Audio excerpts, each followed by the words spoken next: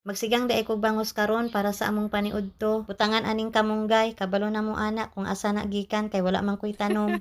Mao day ni nga part akong sabawon karon. Ang mga tiyan ani wala na, naprito na nako. Mao ni akong mga lamas, andam na. Pati ang kamunggay nahagpat na. Nagpabukal na pud ay kog tubig diha. Kay nagbukal naman, ilunod na nato atong mga lamas tas timplahan. Diretso-diretso na ibutang na nato tanan pampalasa. Butangan pud nato aning cloves duha ka buok para man jud unta ni sa akong nawong para daw mo hamis. Kay wala man nag-effect, isagol nato sa pagkaon. Dugay naman ko gasagol ani sa pagkaon, maura man gihapon. Hapit na gud nahurot ang isa ka plastic. Ingon ana jud ka hars akong nawong.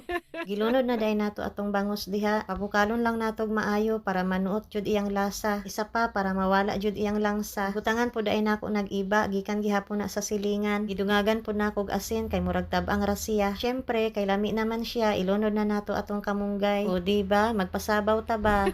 Tambal man gud daw ning kamunggay, pampanipis og nawong. Sakto jud ni sa ako og sa katong imong kaila. Pamayad na lagi mo ba? Syempre, maghukad na ko kay luto na. Lami kaayo ihigop og sabaw ug mukaon aning kamunggay nga pangpanipis og nawong.